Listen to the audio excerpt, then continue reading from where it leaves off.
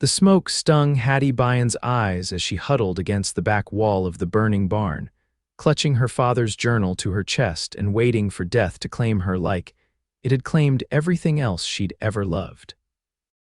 The crackle of burning timber and the threatening groan of support beams about to give way seemed to whisper that her 22 years on this earth were drawing to a close.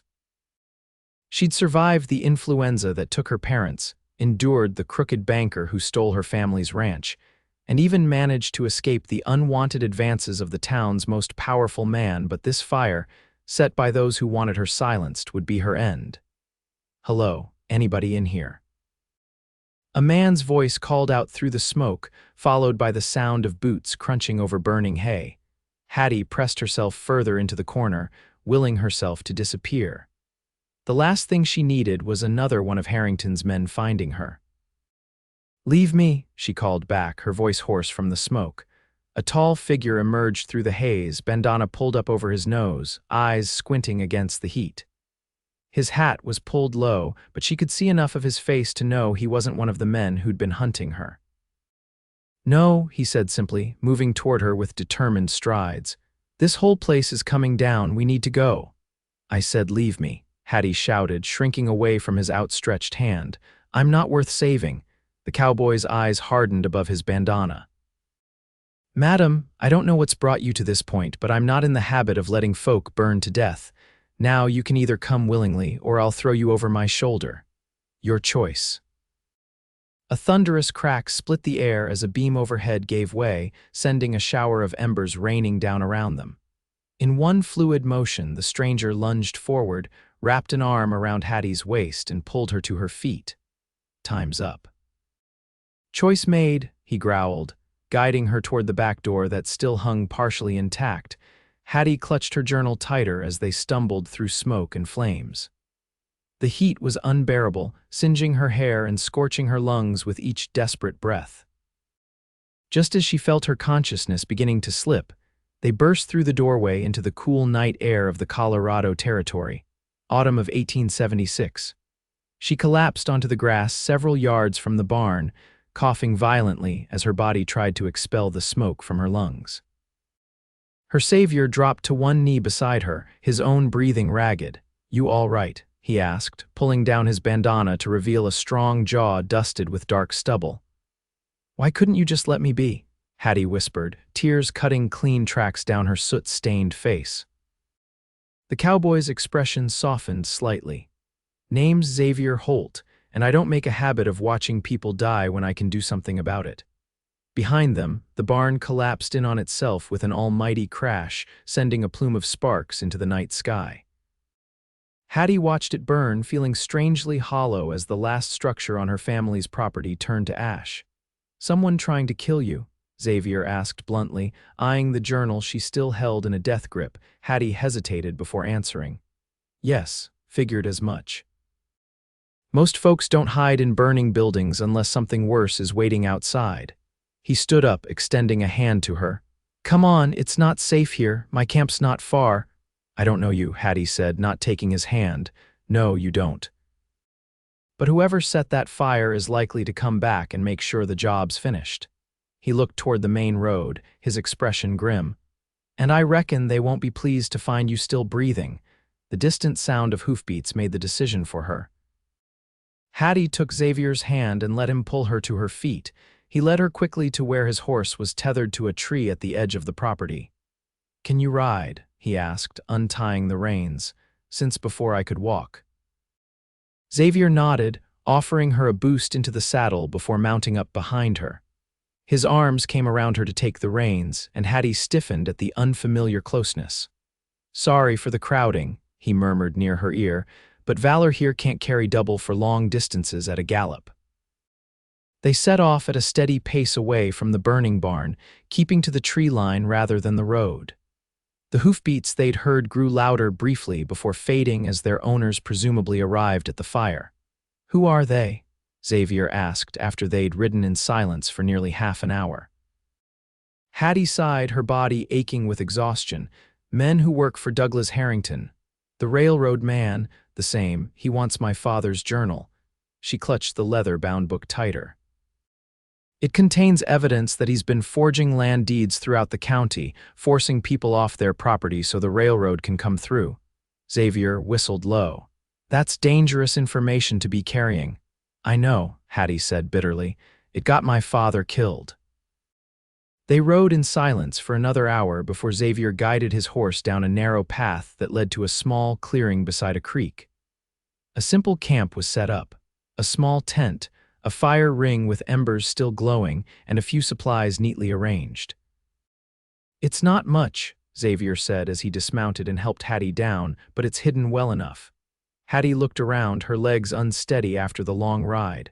Why are you helping me? Xavier busied himself with unsaddling his horse. Let's just say I've got no love for men like Harrington. Railroad's been trying to push through my family's ranch for years. He glanced up at her. Plus, I couldn't very well leave you to burn, could I? He gestured toward the creek. You should wash up if you want. I've got some spare clothes that'll be too big but better than what you're wearing. Then you need rest. Hattie looked down at her soot-covered dress, torn in several places and singed at the hem. Thank you, she said quietly.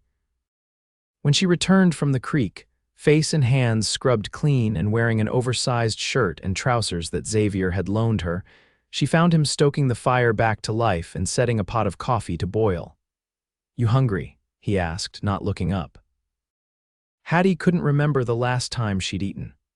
Yes, she admitted. Xavier nodded toward a fallen log beside the fire. Sit.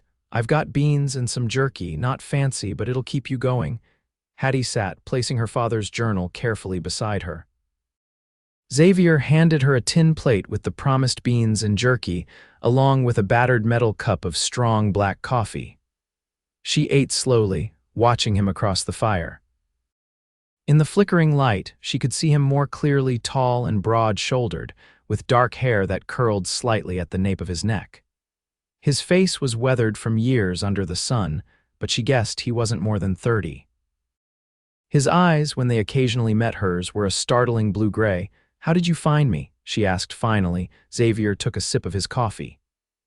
I was camping nearby, saw the smoke, went to investigate, heard about the trouble at the buy-in place your place, I'm guessing in town a few days ago.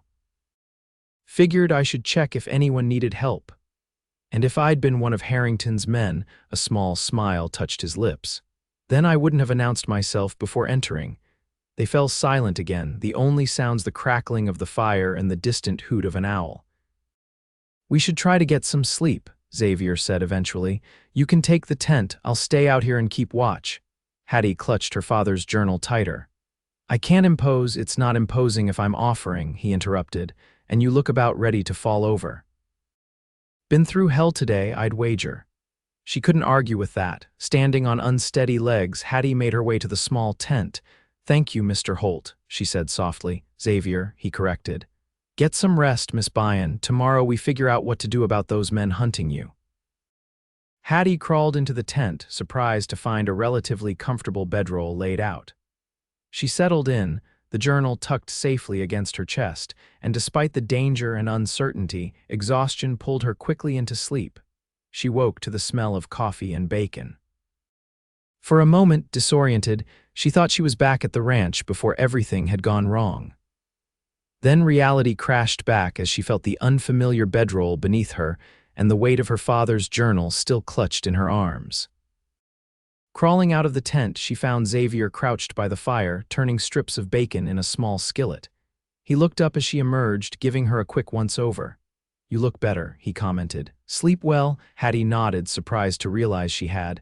Better than I expected. Good. Eat something? He handed her a plate with bacon and a hunk of bread. We need to talk about what happens next. Hattie accepted the food and settled onto the log by the fire. I need to get to Denver, she said between bites.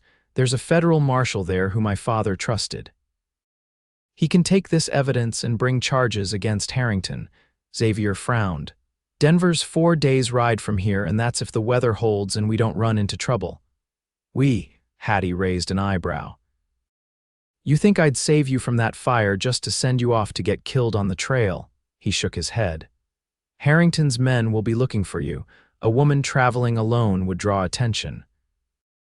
I can take care of myself, Hattie insisted, though the thought of facing Harrington's men alone sent a chill through her. I don't doubt it, but 2 guns are better than 1, he paused. You do have a gun, don't you? Hattie shook her head. It was in the house. I didn't have time to grab it before they set the fire, Xavier sighed. Well, I've got a spare revolver you can use. Can you shoot? My father taught me. I'm a fair shot. Good. He poured her more coffee. We'll need supplies before we set out. I need to go into town. Alarm shot through Hattie. They'll be watching the town. They know someone helped me escape. If they see you, they don't know me, Xavier interrupted. I've been passing through, keeping to myself. No one will connect me to you, he paused. But you'll need to stay here out of sight. Can you manage that? Hattie nodded reluctantly. I don't have much choice. I'll be back before sundown. Keep the fire low and stay in the trees if you hear anyone approaching. He stood, brushing crumbs from his pants. There's more coffee in the pot and jerky in my saddlebag if you get hungry. Xavier saddled his horse quickly, checking his gun belt before mounting up. He looked down at Hattie, his expression serious. If I'm not back by dark, don't wait for me. Take Valor and head north. There's a trading post about 15 miles that way. Man named Thompson runs it. Tell him Xavier sent you. He'll help. With that, he rode off, leaving Hattie alone in the quiet camp. She spent the day alternating between anxiety and boredom, jumping at every sound in the forest. To distract herself, she reread portions of her father's journal, tracing his careful documentation of Harrington's crimes. Jacob Byrne had been a meticulous man, recording dates, witnesses, and details of each forged deed and forced eviction. He'd been gathering evidence for months, planning to take it to the federal authorities. But Harrington had somehow discovered what he was doing. 3 weeks ago, men had come to their ranch in the middle of the night. Hattie had hidden in the root cellar, listening to her father's final moments, his refusal to tell them where the journal was hidden. She'd been on the run ever since, moving from place to place, trying to stay ahead of Harrington's men while figuring out how to get to Denver. Yesterday, they'd finally caught up with her at her family's abandoned ranch, where she'd returned to retrieve money her father had hidden. They'd searched the house, then set it ablaze when they couldn't find her or the journal. When the fire spread to the barn where she was hiding, she'd resigned herself to death until Xavier appeared. The sun was beginning to lower in the sky when Hattie heard the sound of approaching hoofbeats. She quickly doused the small fire she'd built and retreated into the trees, Xavier's spare revolver clutched in her hand. Relief flooded through her when she recognized Xavier's broad shoulders and the distinctive gait of his horse. He dismounted, leading the horse into camp. Behind his saddle was another horse, a sturdy-looking mare with a white blaze down her face. Found you some transportation, Xavier said by way of greeting. Her name's Penny. She's not the fastest, but she's steady and won't tire easily. Hattie emerged from the trees, lowering the revolver. How did you manage that? Traded some gold dust I've been saving. Also got us supplies. He began unloading saddlebags filled with food, ammunition, and other necessities. We should leave at first light. There's talk in town about the fire, and Harrington's men are asking questions about a woman with reddish-brown hair. Hattie instinctively touched her hair, which fell in waves past her shoulders. Did anyone connect you to me? Xavier shook his head. No. I played the part of a prospector passing through, looking to resupply, but we shouldn't linger. He hesitated, then pulled something from his coat. Got you this too. It was a broad-brimmed hat similar to his own but smaller. To hide your face, he explained, and your hair. Might be a good idea to braid it and keep it tucked up. Hattie took the hat, oddly touched by the thoughtful gesture. Thank you. That evening, they sat by a small fire, planning their route to Denver. Xavier had purchased a map in town and spread it out between them. We'll need to avoid the main roads, he said, tracing a path with his finger. It'll add a day or two to our journey, but it's safer. Have you been to Denver before? Hattie asked. Xavier nodded. A few times. My family's ranch is in Wyoming, but I've spent the last year drifting, picking up work where I can find it. He glanced at her. What about you? Have you always lived around these parts? Born and raised on that ranch, Hattie said, a pang of loss hitting her as she thought of her childhood home, now reduced to ashes. My mother died when I was 14. It was just me and Pa after that. She looked down at the journal beside her. He was a good man, honest. That's what got him killed. I'm sorry, Xavier said quietly. Losing family is hard. Something in his tone made Hattie look up. You speak from experience. He nodded, poking at the fire with a stick. Lost my brother 2 years ago, cattle rustlers. He was just 24. He was quiet for a moment. That's when I left the ranch. Couldn't stand being there without him. They sat in companionable silence for a while, each lost in their own memories of loved ones gone. We should get some sleep, Xavier finally said. Long ride tomorrow. I'll take the watch first, Hattie offered. You must be tired after riding to town and back. Xavier looked like he might argue, but then nodded. Wake me in 4 hours and keep that revolver close. Hattie sat by the fire long after Xavier had retired to the tent, listening to the night sounds and watching the stars wheel overhead. For the first time since her father's murder, she felt a small spark of hope. Perhaps with Xavier's help, she could get to Denver and see justice done. They set out before dawn the next morning, riding east through forest paths rather than taking the main trail. Xavier led the way, occasionally stopping to check their direction or listen for any signs of pursuit. Hattie rode behind him, her hair braided and tucked up under her new hat, the journal secured in a saddlebag. By midday, they had covered a good distance. They stopped in a small clearing to rest the horses and eat a cold lunch of bread, cheese, and dried fruit. You ride well, Xavier commented as they sat on a fallen log. Pa raised me to do everything a son would do, Hattie replied. Said being a woman was no reason I couldn't run a ranch as well as any man. Smart man, Xavier said with approval. My sister's the same way. She can outride and outshoot most of the hands on our ranch. You have a sister, younger, Vivian. She's running things with my father now. A fond smile crossed his face. She writes me regularly, telling me it's time to come home. Why haven't you? Hattie asked, curious. Xavier's smile faded. After James died, my brother, I just needed space to figure things out. He shrugged. Still figuring, I guess. They fell silent, finishing their meal before mounting up again. The afternoon brought a change in the weather, dark clouds rolling in from the west. Storm coming, Xavier observed, looking at the sky with concern. We should find shelter before it hits. They pushed on, the wind picking up and the temperature dropping as the storm approached. Just as the first fat raindrops began to fall, Xavier spotted an abandoned line shack tucked into a stand of pines. There, he pointed, should be dry at least. They urged their horses toward the shack, reaching it just as the skies opened up. Inside, it was dusty but intact, a single room with a small fireplace, a rough wooden table, and a narrow cot. Xavier quickly brought in their saddlebags while Hattie checked the fireplace to make sure the chimney wasn't blocked. Looks clear, she reported. We can have a fire if you want to see about getting some dry wood. Xavier nodded, pulling his coat tighter. I'll check the lean-to out back, might be some stored there. While he was gone, Hattie explored the small shack. It had clearly been abandoned for some time, but it was still sturdy enough to keep out the rain. She found a few dented pots hanging from nails and some forgotten supplies in a cupboard mostly worthless, but there was a candle stub she set aside. Xavier returned with an armful of wood. Found some under a tarp in the lean-to. It's a bit damp, but it should burn. Together they got a fire going, hanging their wet outer clothes on nails to dry. The small space warmed quickly and they sat close to the fire, listening to the rain hammer on the roof.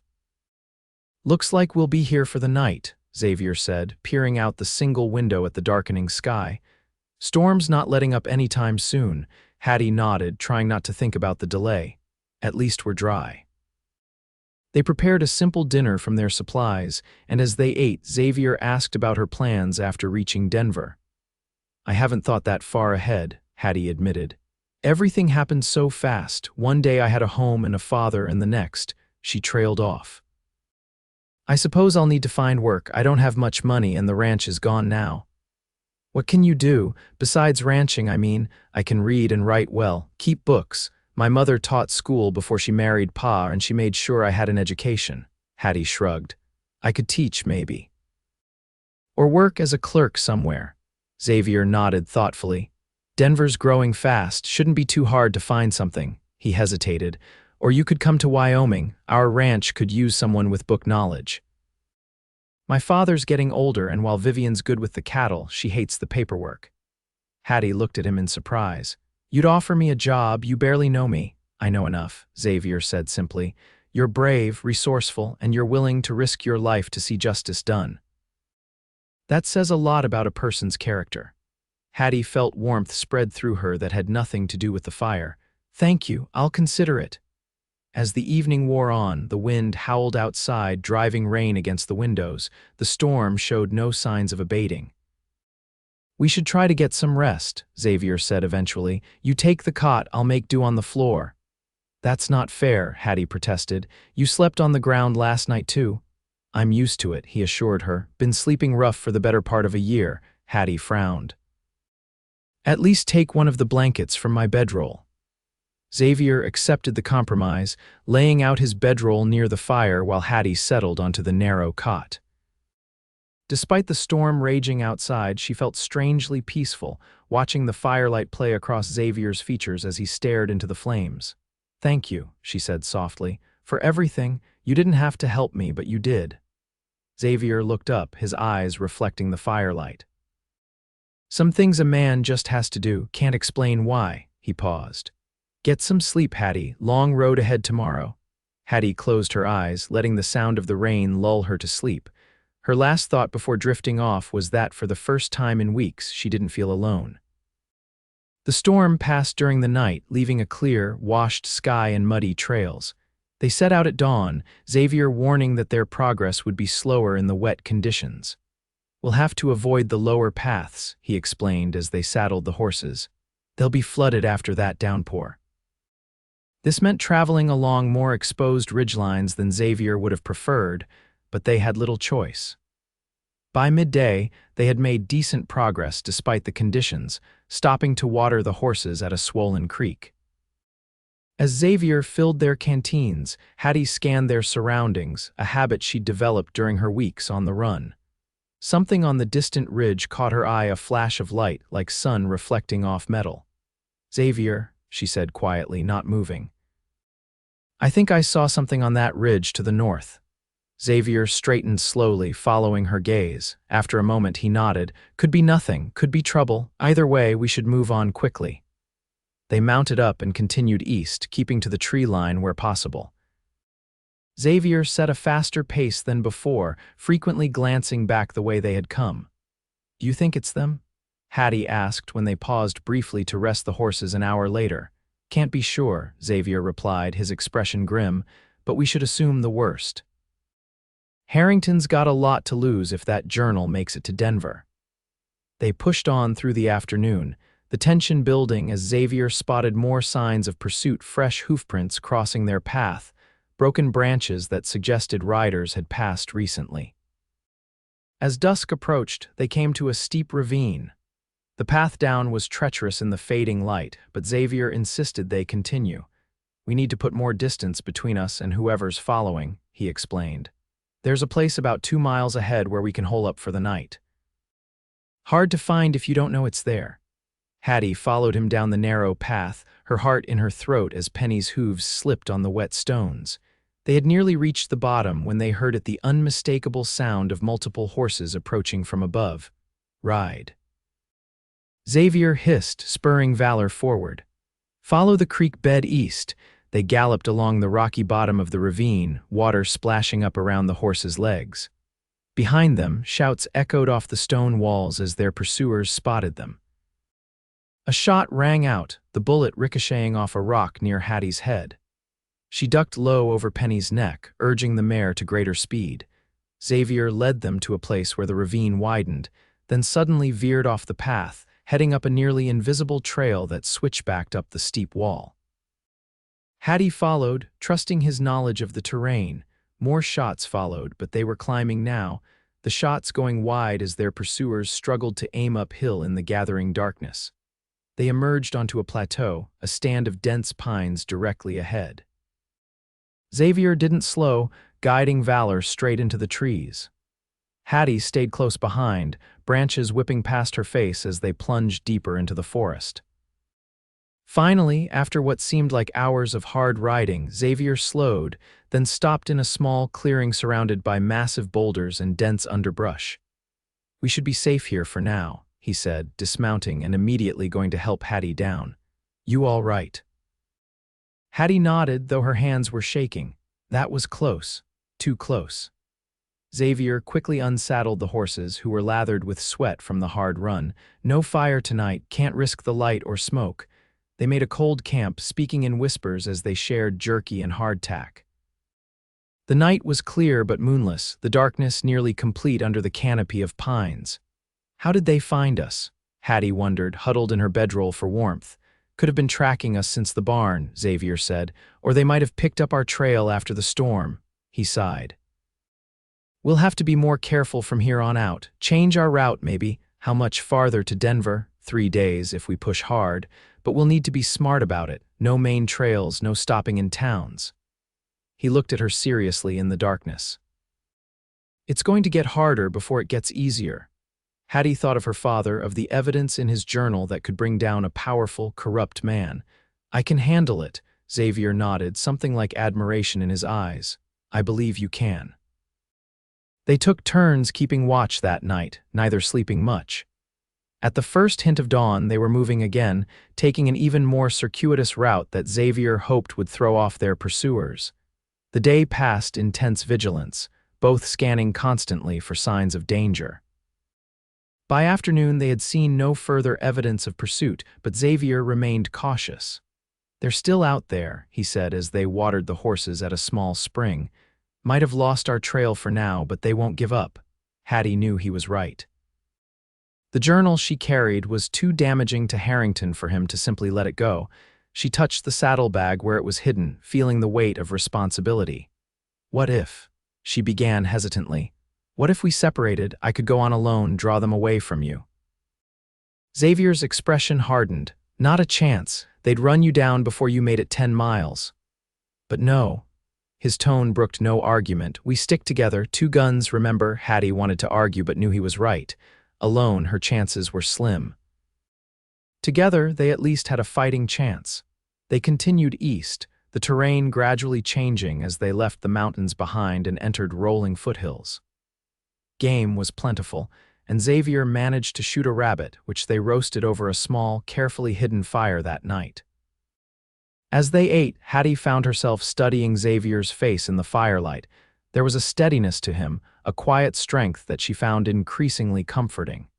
In the short time she'd known him, he'd become someone she trusted, implicitly a rare thing in her experience. "What will you do?" she asked suddenly. "After Denver, I mean." Xavier looked up, surprised by the question. "Haven't thought that far ahead." He was quiet for a moment. "Might head home finally, been away long enough." "To Wyoming, your family's ranch," he nodded, Pa's not getting any younger. "And Vivian's been running things alone too long." A small smile touched his lips. "Plus, I miss the place, the open range, the mountains in the distance. It gets in your blood." Hattie understood. She'd felt the same way about her family's ranch, the connection to the land, the rhythm of the seasons, the sense of belonging somewhere. "What about you?" Xavier asked. "After you deliver the journal." Hattie shrugged, trying to ignore the hollow feeling that came whenever she thought about her uncertain future. "Find work somewhere, I suppose. Start over." Xavier poked at the fire, not meeting her eyes. "My offer still stands about Wyoming, working on your ranch if you wanted." He glanced up at her then, something in his gaze making her heart beat faster. Might be a good place to start over. The moment stretched between them, filled with unspoken possibilities. Finally, Hattie nodded. "I'll think about it." They rode hard the next day, making good progress across the open country. By evening, Xavier estimated they were only 2 days from Denver if they maintained their pace. They made camp in a hollow beside a small stream, the surrounding willows providing good cover. As Hattie prepared their simple dinner, Xavier took care of the horses, making sure they were securely hobbled where they could graze on the lush grass. The evening was warm for early autumn, the air fragrant with wildflowers and sage. After they ate, they sat side by side on a fallen log, watching the first stars appear overhead. "Tell me about your home," Hattie said. "Your ranch in Wyoming." Xavier's face softened at the question. "It's beautiful country, high plains stretching for miles, the Wind River Range to the west. Land's good for cattle, sweet grass, and plenty of water." Pride entered his voice. "My grandfather started with nothing, built it acre by acre. Now we run over 2,000 head. Sounds wonderful," Hattie said, trying to picture it. "It is." Xavier was quiet for a moment. "After James died, I couldn't see that anymore. All I could see was his absence in every corner of the place." He sighed. "But lately, I've been remembering the good parts again, thinking maybe it's time to go back." "What changed?" Hattie asked softly. Xavier looked at her, his eyes serious in the gathering darkness. "Met someone who reminded me that loss isn't the end of everything, that there's still good worth fighting for." Hattie felt her breath catch at the intensity in his gaze. Before she could respond, a twig snapped in the darkness beyond their camp. Xavier was on his feet in an instant, gun drawn. "Stay down," he whispered, moving in front of Hattie. They stood frozen, listening intently. For several long moments, there was nothing but the gentle rustle of leaves in the evening breeze. Then came the distinctive click of a hammer being cocked. "That's far enough," a rough voice called from the shadows. "Drop the gun, Cowboy." 3 men emerged from the trees, rifles trained on them. Hattie recognized 2 of them as Harrington's men, the same ones who had set fire to the barn. "Well, well," said the leader, a tall man with a pockmarked face and cold eyes. "Miss Byrne, Mr. Harrington's been mighty concerned about your welfare." His gaze shifted to Xavier. "And you must be the good Samaritan who pulled her from that fire. Foolish move, friend." Xavier's gun remained steady, pointed at the leader. 3 against 1 isn't great odds," he said calmly, "but I guarantee I'll take at least one of you with me." The standoff stretched, tension crackling in the air. Hattie's mind raced, calculating their chances. Not good the men had them covered from 3 angles. "The journal," the leader said to Hattie. "Hand it over and maybe we'll let your friend hear live." "Don't believe him, Hattie," Xavier said without taking his eyes off the men. "They won't leave witnesses." The leader's face hardened. "Last chance, the journal for your lives." Hattie's hand moved to the saddlebag where the journal was hidden, if she could just buy them some time. "It's in my saddlebag," she said, taking a step toward the horses. "I'll get it." The leader nodded to one of his men. "Watch her." As Hattie moved toward Penny, she caught Xavier's eye. Something in his gaze told her to be ready. She reached the saddlebag, opening it slowly. "Hurry up, girl," the man watching her growled. Hattie's fingers closed around the journal. In the same moment, Xavier dove sideways, firing at the leader. The shot went wide as one of the other men tackled him, sending them both crashing to the ground. Chaos erupted. Hattie ducked behind Penny as bullets flew. The mare reared in panic, knocking over the man nearest Hattie. She scrambled for Xavier's spare revolver, which was strapped to her saddle. Xavier was wrestling with one of the men while the leader took aim at them. Without thinking, Hattie raised the revolver and fired. The leader staggered, clutching his shoulder, his rifle falling from his grasp. The 3rd man turned toward Hattie, raising his gun. Before he could fire, Xavier broke free from his opponent long enough to grab his fallen weapon and put a bullet in the man's leg. The wounded leader was the first to break, stumbling back into the trees. "Fall back," he shouted to his remaining man who was still on the ground. "Fall back." The injured man scrambled to his feet, firing wildly as he retreated. One bullet grazed Xavier's arm, tearing through his sleeve. Hattie ran to him as the sounds of the men crashing through the underbrush faded. "You're hurt," Xavier winced, examining the wound. "Just a graze, I'll live." He looked at her intently. "You saved my life." "You saved mine first," Hattie replied, helping him to his feet. "We need to move, they'll be back with reinforcements." Working quickly, they gathered their essentials and saddled the horses. Within minutes, they were riding hard through the darkness, guided only by starlight and Xavier's knowledge of the terrain. They rode through the night, stopping only briefly to rest the horses. By dawn, they had put considerable distance between themselves and their pursuers, but Xavier remained vigilant. "They'll have telegraphed ahead," he said as they paused to eat a hurried breakfast. There will be men watching the approaches to Denver. Hattie nodded grimly, fatigue etched on her face. So what do we do? Xavier studied the map he'd spread on the ground. There's a small settlement here, he pointed to a spot about 30 miles from their position. Friend of mine runs the general store. He might be able to help us get into Denver unnoticed. They set out again, pushing their tired horses as much as they dared. By mid-afternoon, they reached the settlement Xavier had mentioned, little more than a cluster of buildings around a crossroads. The general store was at the center, a weathered wooden structure with a covered porch. Xavier approached cautiously, scanning the few people visible for any sign of Harrington's men. Seems quiet, he murmured to Hattie. Stay close. Inside, the store was dim and dusty, shelves lined with goods ranging from tools to fabric to canned goods. A balding man with spectacles looked up from behind the counter, his expression changing from polite interest to surprise when he recognized Xavier. Xavier Holt, is that you? Hello, Frank, Xavier said, stepping forward to shake the man's hand. Been a while, 3 years at least.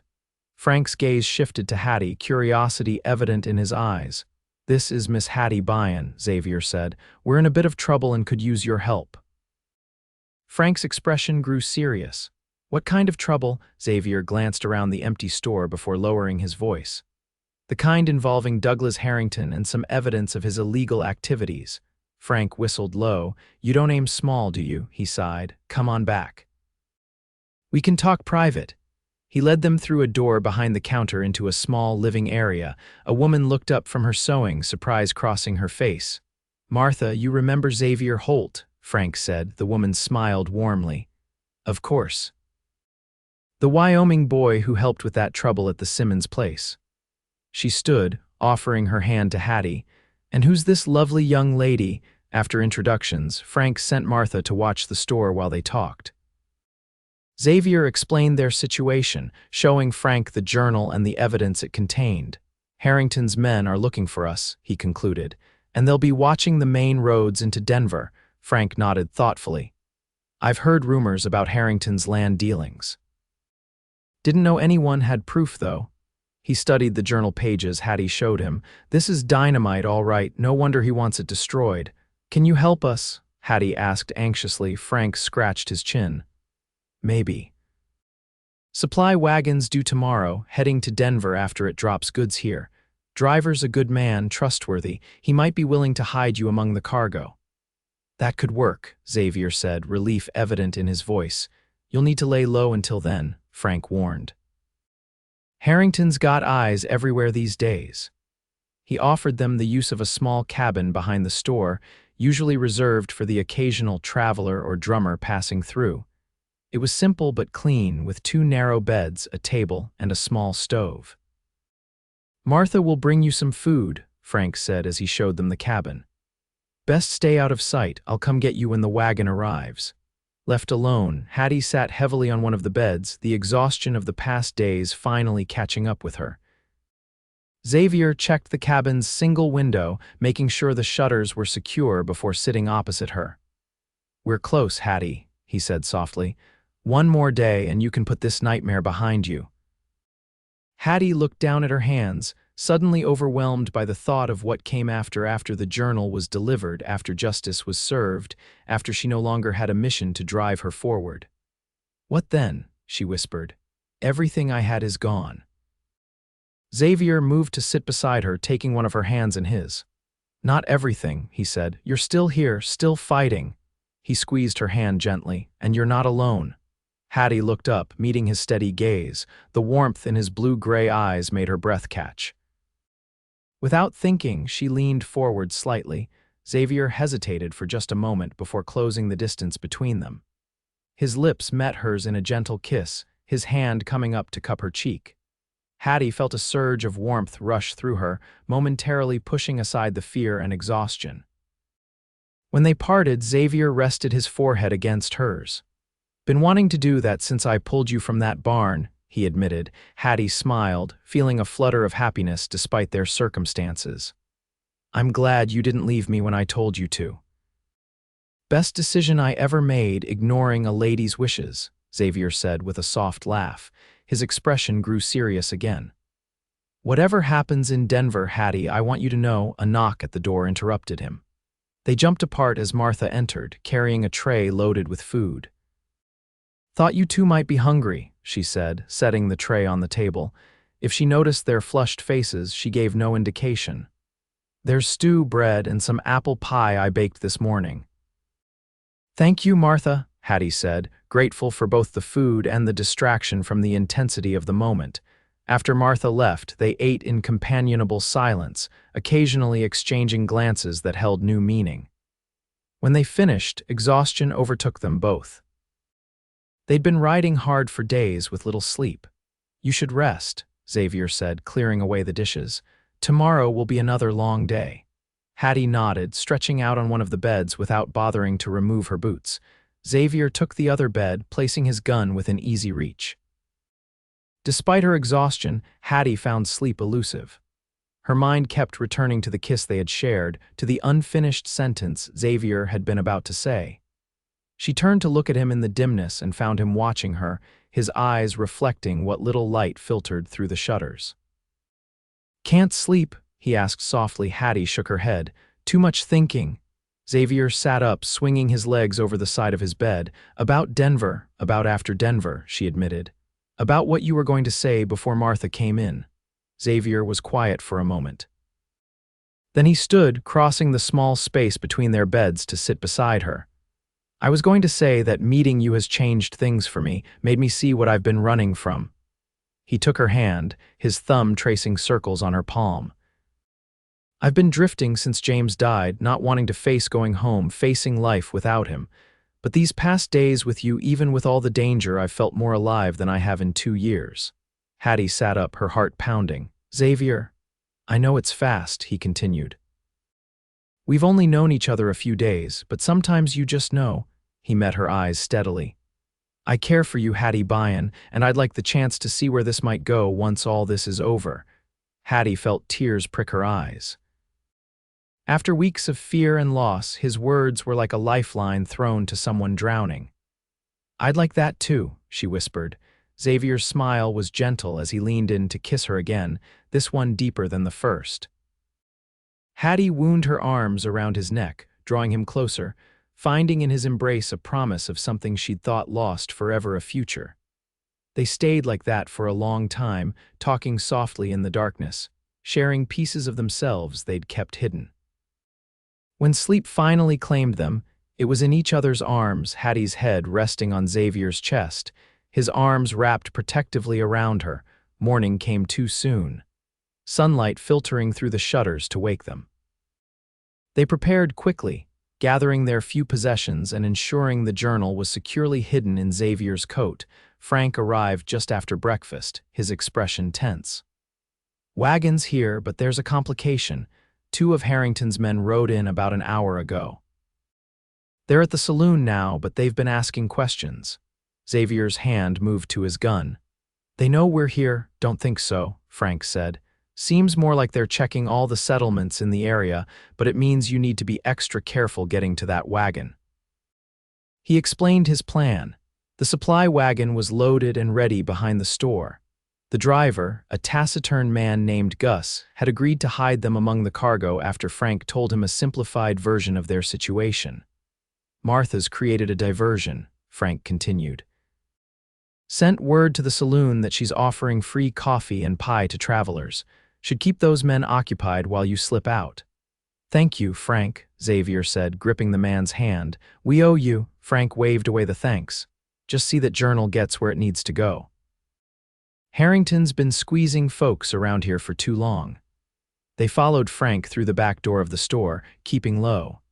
The supply wagon was waiting, a canvas-covered conveyance loaded with barrels, crates, and sacks. Gus, a weather-beaten man with a gray beard, nodded to them from the driver's seat. Under the canvas, he grunted.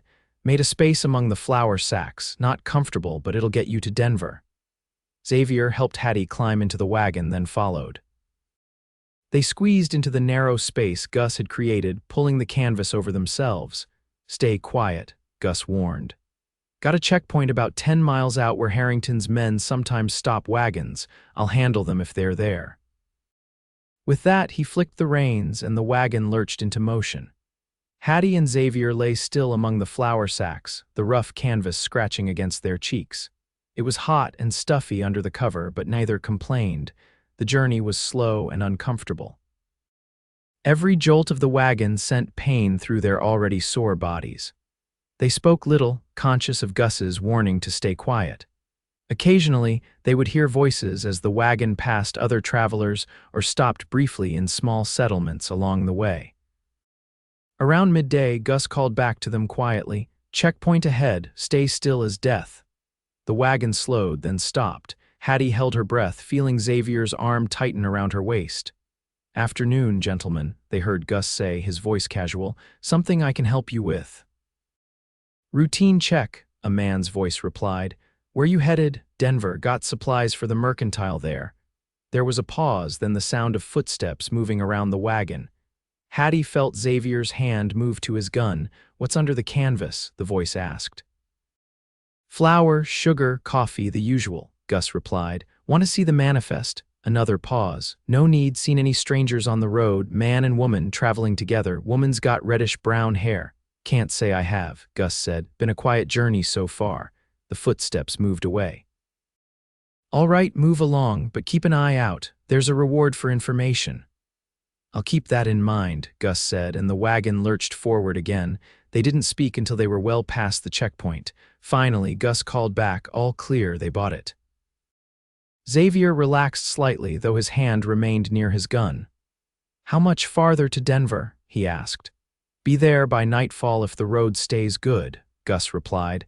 The afternoon stretched on endlessly, the heat under the canvas becoming nearly unbearable as the sun beat down. Hattie dozed fitfully, her head on Xavier's shoulder.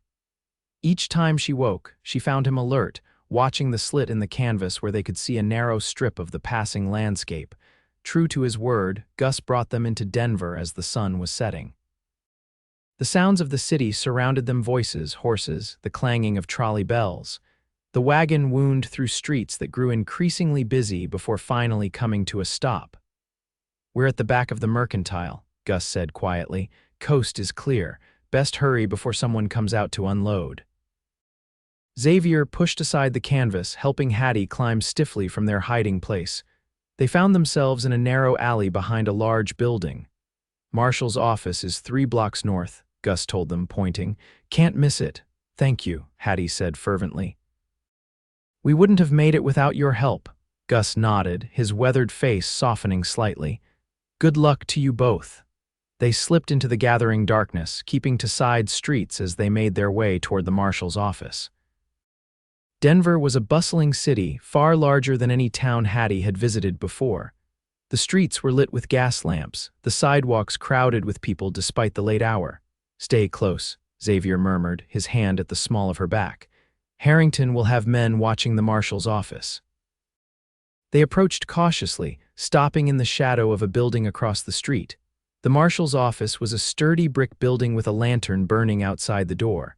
2 men stood on the sidewalk nearby, their posture and watchful eyes marking them as Harrington's men. "What now?" Hattie whispered. Xavier studied the scene, thinking, "We need a distraction." Before he could elaborate, the door to the marshal's office opened, and a tall man in a wide-brimmed hat stepped out. Even from a distance, the silver star on his chest was visible in the lamplight. "That's him," Hattie breathed. "Marshal Thornton. He was my father's friend." They watched as the marshal spoke briefly to the men on the sidewalk, then turned and walked down the street away from them. "He's leaving," Xavier said. "We need to catch him before he gets too far." They moved quickly, keeping to the shadows as they followed the marshal. Harrington's men remained at their post, apparently assigned to watch the office rather than the man. The marshal turned down a quieter street, his pace unhurried. When they were well away from the main thoroughfare, Xavier stepped out. "Marshal Thornton," he called softly, the man whirled, hand dropping to his gun.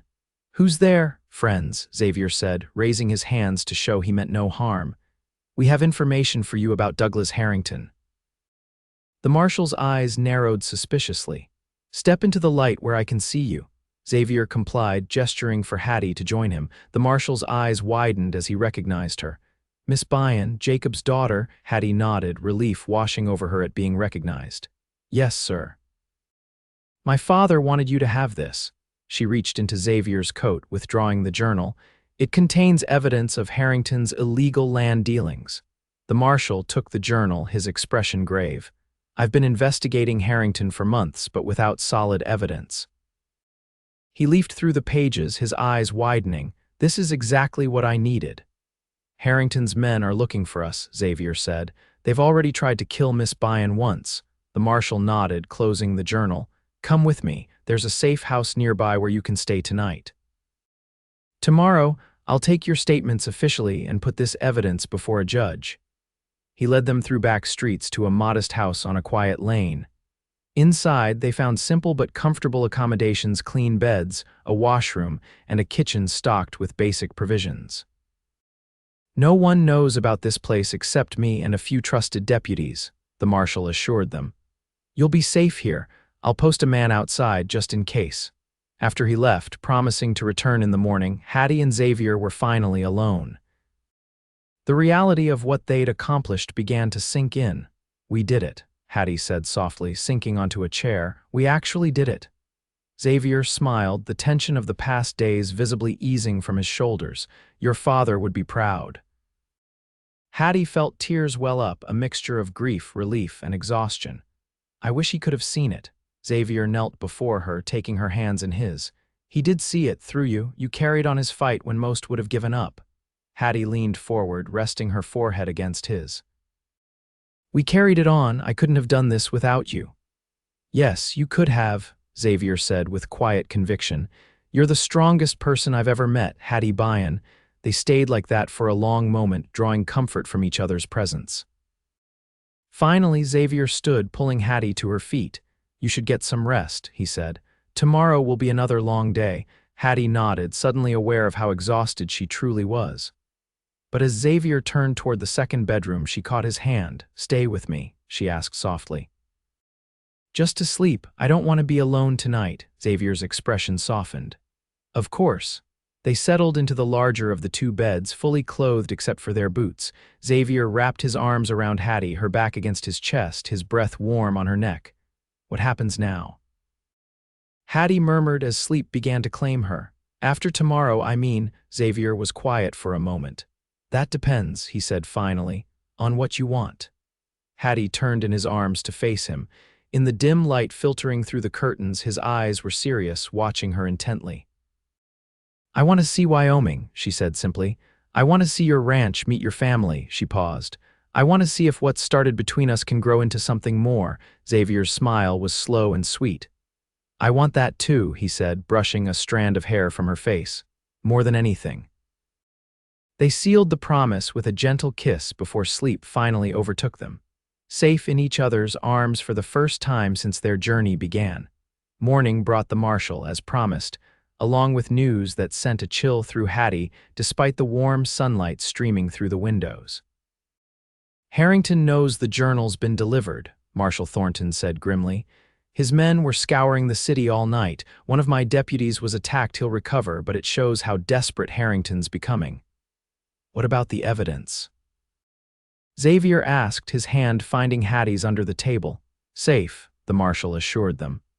I've already spoken to Judge Wilson. He's issued warrants for Harrington's arrest, along with several of his associates. He paused. But I need you both to remain in Denver for a few days. Your testimonies will be crucial. They agreed, though Xavier expressed concern about their safety. The marshal promised additional protection and arranged for them to move to a hotel near the courthouse where his deputies could guard them more easily. The next few days passed in a blur of statements, depositions, and tense waiting. News of Harrington's arrest spread quickly through Denver and beyond, drawing reporters from as far away as Chicago who were eager for details about the railroad magnate's downfall. Through it all, Xavier remained at Hattie's side, a steady presence that kept her grounded when the attention became overwhelming. In the evenings, they would sit in their hotel room, talking about the future, about Wyoming, about the life they might build together. Pa will like you, Xavier said one night as they sat by the window watching the city lights. He appreciates straightforward people who aren't afraid of hard work. And your sister? Hattie asked, a hint of nervousness in her voice. Xavier smiled. Vivian's been after me to settle down for years. She'll be thrilled. He squeezed her hand. They'll be your family too, if that's what you want. Hattie leaned against him, warmth spreading through her at the thought. Family, something she'd thought lost forever after her father's death. I'd like that, she said softly. 5 days after they arrived in Denver, Marshal Thornton brought news that they were free to leave. The evidence in Jacob Byrne's journal, combined with their testimonies and those of other victims of Harrington's schemes, was more than enough to ensure justice would be served.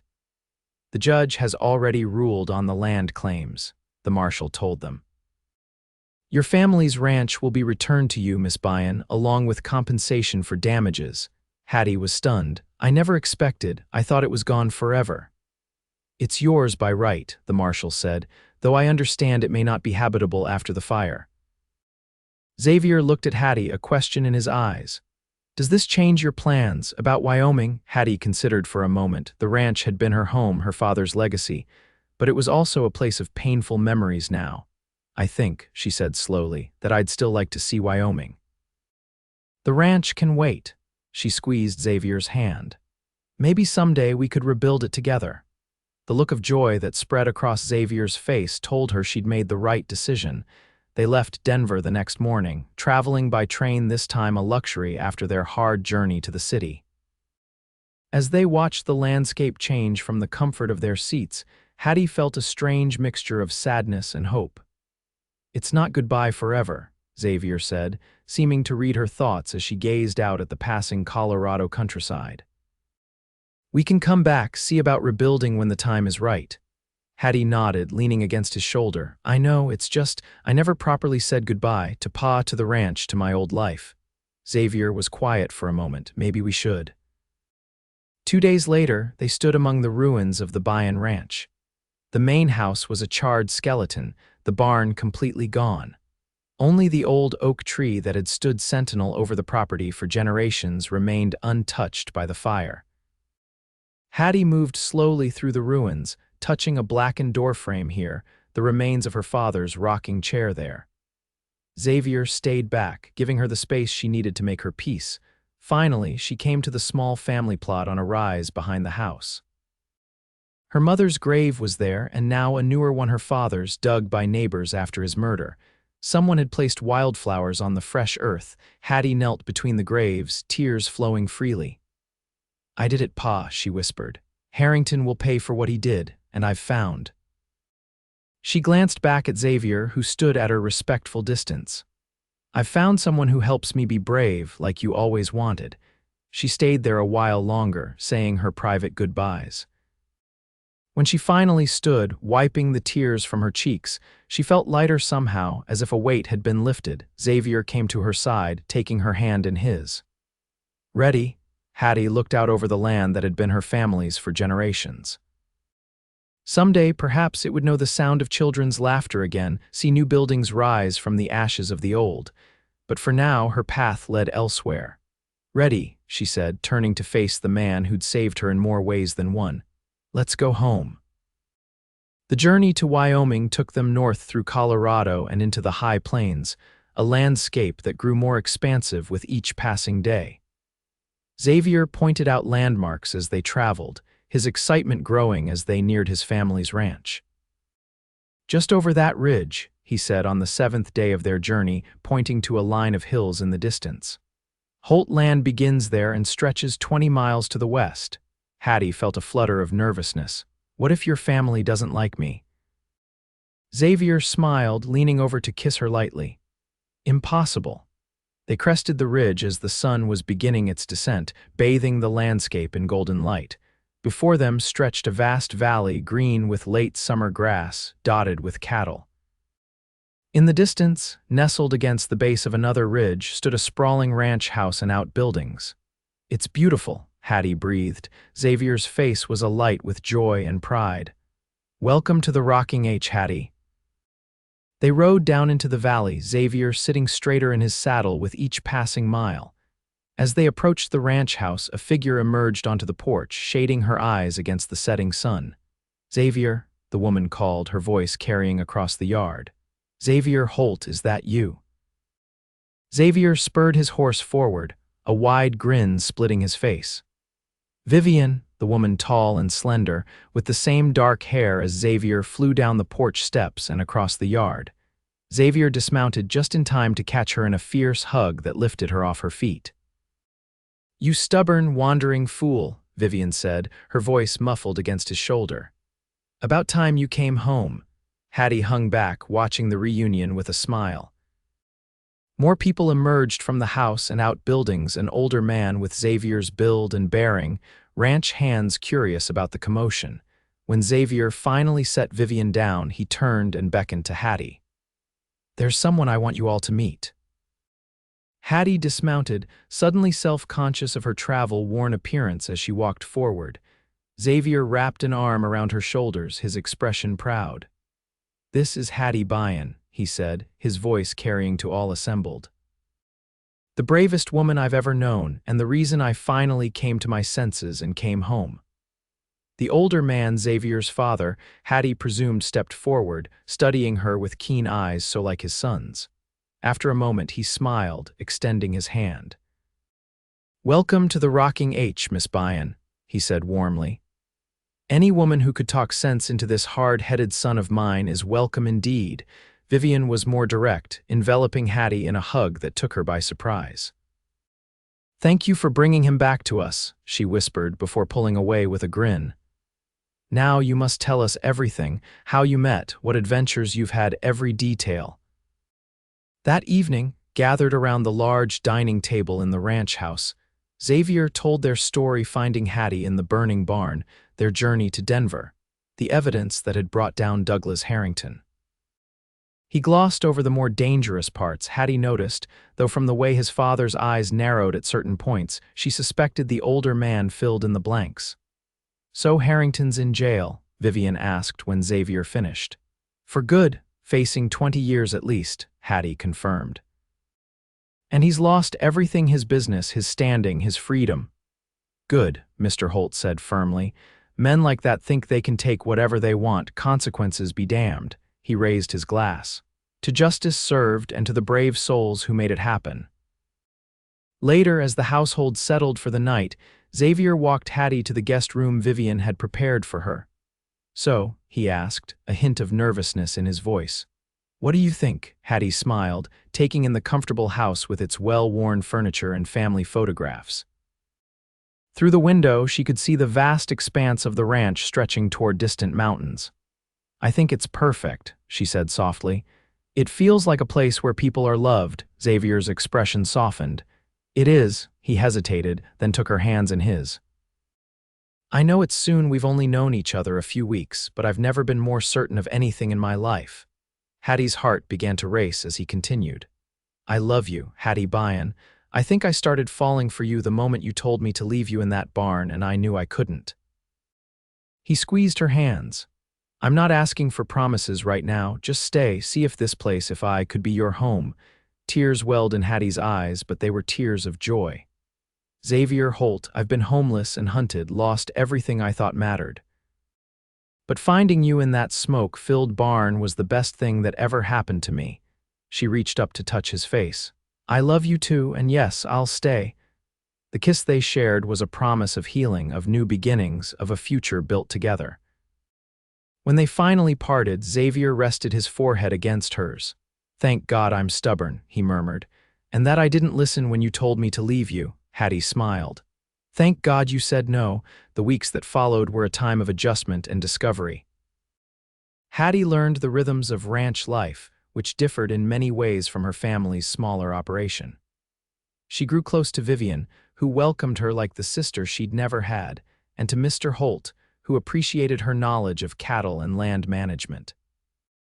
Xavier watched with pride as Hattie found her place on the Rocking H, her natural abilities and willingness to work hard earning the respect of even the most skeptical ranch hands.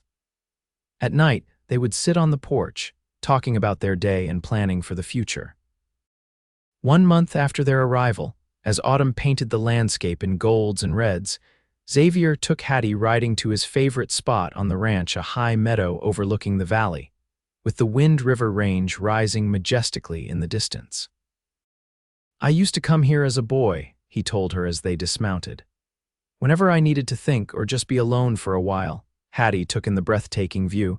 "I can see why, it's magnificent." They spread a blanket on the grass, sharing the lunch Vivian had packed for them. The day was warm for October, the sky a perfect blue. "I got a telegram from Marshal Thornton yesterday," Xavier said as they ate. "Harrington's been sentenced. 25 years. Hattie nodded, feeling a sense of closure wash over her. "Good, he can't hurt anyone else now." "The marshal also mentioned that the compensation for your family's ranch has been processed. The money's being held at the bank in Denver, waiting for you." Hattie was quiet for a moment, thinking, "I've been considering what to do about that." "Oh," Xavier looked at her curiously. "I thought maybe we could use it to rebuild, not right away, but someday." She looked out over the valley that was becoming as dear to her as her family's land had once been. "A place of our own when we're ready." Xavier's eyes lit up. "I'd like that." They sat in companionable silence, watching an eagle soar on the thermals rising from the valley. Finally, Xavier reached into his pocket, pulling out a small wooden box. "I've been carrying this for a week, waiting for the right moment," he said, a hint of nervousness in his voice. "I think this is it." He opened the box to reveal a ring, a simple gold band set with a small diamond that caught the sunlight. "It was my grandmother's," he explained. "Pa gave it to me before he passed it on to James for his fiancée. After James died, Pa took it back, said it should wait for when I found the right woman." Xavier took a deep breath. "And I have." Hattie's eyes filled with tears as Xavier took her hand. "Hattie Byrne, I know we haven't known each other long, but I've never been more certain of anything. You're the bravest, strongest, most beautiful woman I've ever met, and I want to spend the rest of my life with you." His voice grew husky with emotion. "Will you marry me?" Hattie didn't hesitate. "Yes," she whispered. "Yes, Xavier Holt, I will marry you." Xavier slipped the ring onto her finger, his hands trembling slightly. It fit perfectly, as if it had been made for her. When he looked up, the joy in his eyes matched what Hattie felt in her heart. "I love you," he said, pulling her into his arms. "From that first moment in the barn, through everything that came after, I've loved you." "And I love you," Hattie replied, her voice steady despite her tears. "For saving me, for believing in me, for showing me that life goes on even after loss." They were married 2 weeks later in the small church in the nearest town. Vivian stood as Hattie's attendant, while Mr. Holt proudly stood beside his son. The entire ranch turned out for the celebration that followed, a joyous affair that lasted well into the night. As they danced under the stars, Xavier held Hattie close, marveling at the twist of fate that had brought them together. "If I hadn't seen that smoke, if I hadn't investigated," he murmured. Hattie smiled up at him. "If I hadn't been stubborn enough to tell you to leave me. If you hadn't been even more stubborn and refused." "Thank God for stubbornness," Xavier laughed, spinning her in a circle that made her new wedding dress flare out around her. "And for smoke-filled barns," Hattie added with a smile. Spring came to the Rocking H Ranch, bringing new calves, wildflowers, and the news that the Holt family would soon be growing. Hattie's pregnancy was announced over Sunday dinner to the delight of Xavier's father and sister. "A grandchild at last," Mr. Holt said, his eyes suspiciously bright. "Your mother would have been so pleased, Xavier." That evening, as they sat on the porch swing watching the sunset, Xavier's hand resting protectively on Hattie's still flat stomach, they talked of the future. "We should start planning for that place of our own," Xavier said. "Not that we need to rush. Pa and Vivian would keep us here forever if they could, but it might be nice for our child to have a home that's truly ours." Hattie leaned against him, contentment washing over her. "I'd like that, though this will always be home too." Xavier kissed the top of her head. "Home is wherever you are, Hattie Holt." The name still gave her a little thrill. Hattie Holt, wife, soon-to-be mother, survivor. She thought of how far she'd come from that smoke-filled barn where she'd been ready to die, of the man who'd refused to leave her there, of the love that had grown between them against all odds. You ever think about how different things might have been? She asked softly. If you hadn't found me that night, Xavier tightened his arm around her. Sometimes, but then I remember something my mother used to say, that the most important moments in our lives often come disguised as ordinary decisions. Like checking on a burning barn, exactly, he smiled. One ordinary decision, one moment of stubbornness, and everything changed. As the sun dipped below the horizon, painting the sky in shades of pink and gold, Hattie thought about all the moments that had led her hear the tragedy of her father's death, the fear and loneliness of being hunted, the desperate resignation that had led her to hide in that barn. All of it had brought her to this moment, to this man, to this life that was more full of love and promise than she could have imagined. "I'm glad you said no," she whispered, echoing the words she'd said the night he proposed. Xavier turned to her, his eyes reflecting the last light of day. "I'm glad I found you," he replied simply, "and I'm never letting you go." As darkness fell over the rocking H, they sat together, planning their future, secure in the knowledge that whatever challenges lay ahead, they would face them together, the cowboy who couldn't leave a woman in danger, and the woman who'd found the courage to live and love again. 5 years later, the sound of children's laughter filled the air as Hattie watched her 4-year-old son, Jacob, chase his 2-year-old sister, Elizabeth, around the yard of their home.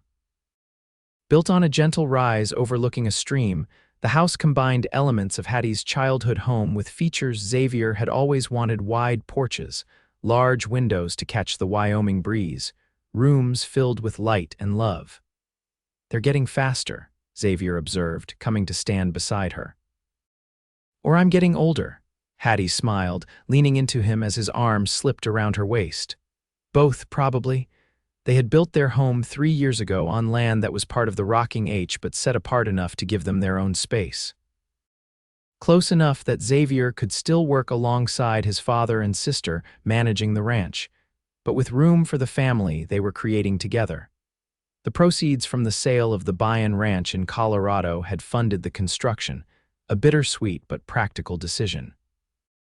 Hattie had visited once more before selling, gathering what few mementos had survived the fire and saying a final goodbye to her parents' graves.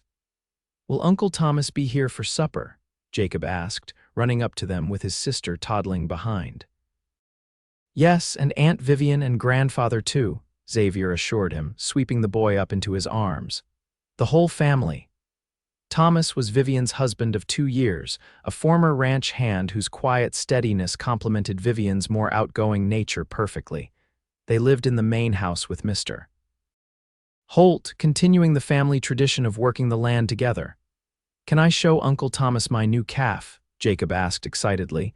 "If he has time," Hattie said, smoothing her son's hair dark like Xavier's but with her waves. "Remember, he's been working hard all day." "Like Papa," the boy said with pride. "Like Papa," Hattie agreed, sharing a smile with Xavier over their son's head. Later, as the extended Holt family gathered around the dinner table, Hattie looked at the faces she had come to love so dearly: Xavier's father, now with more silver in his hair but still strong and vital; Vivian and Thomas, their happiness evident in every glance they shared; her own children, healthy and curious about the world; and Xavier, whose love had saved her in every way a person could be saved. "I have an announcement," Vivian said as they finished the apple pie Hattie had baked that morning. She glanced at Thomas, who nodded encouragingly. "We're going to have a baby in the spring." Joyful exclamations filled the room. Mr.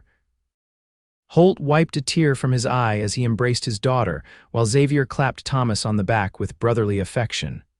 "Cousins," Jacob declared with the certainty of a child who understood family was the most important thing in the world. "That's right," Hattie told him, her heart full.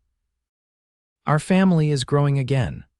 After the dishes were cleared and the children put to bed with stories and kisses, Hattie and Xavier walked their guests to the door.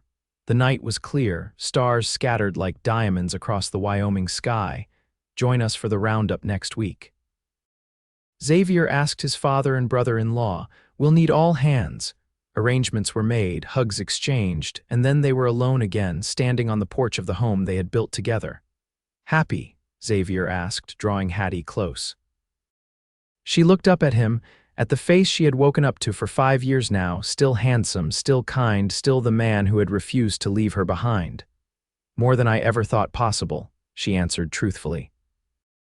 They stood there in the quiet night, listening to the gentle sounds of their sleeping children, the distant lowing of cattle, the soft whisper of wind through the pines.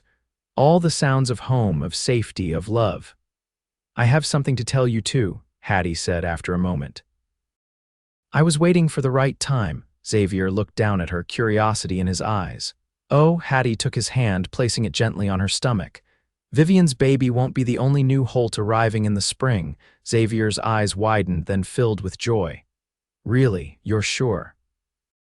Hattie nodded, laughing as he lifted her off her feet in a gentle embrace. "Quite sure. Dr. Miller confirmed it yesterday when I was in town." Xavier set her down carefully, his hand returning to her stomach as if he might feel the tiny life growing there already. "Another child," he said wonderingly. "Jacob and Elizabeth will be thrilled."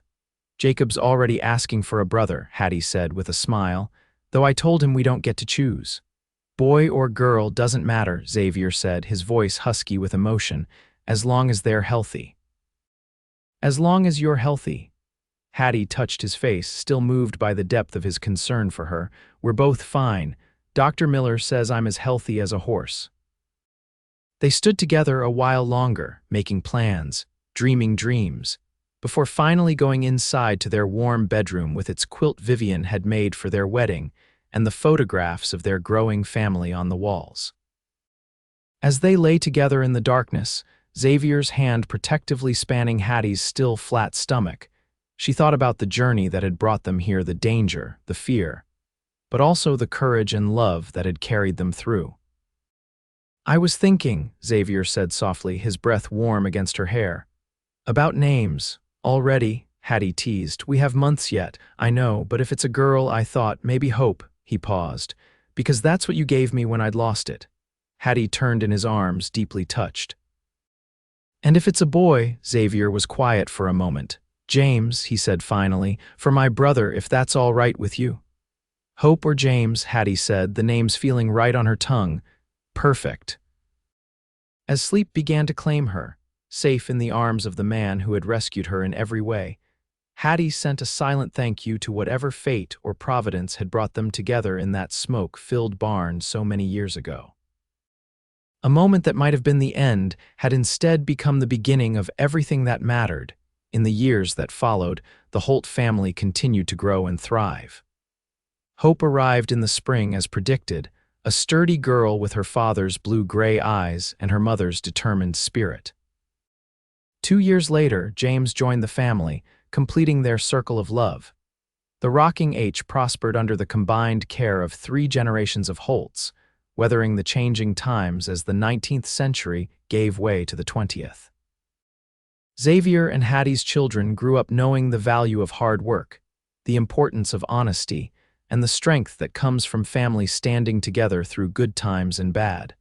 On their 20th wedding anniversary, Xavier took Hattie back to the high meadow where he had proposed.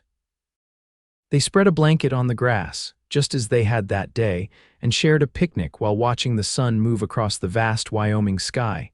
"Any regrets?" Xavier asked, his hair now touched with silver at the temples but his eyes still as bright and loving as ever. "About leaving Colorado." "About any of it."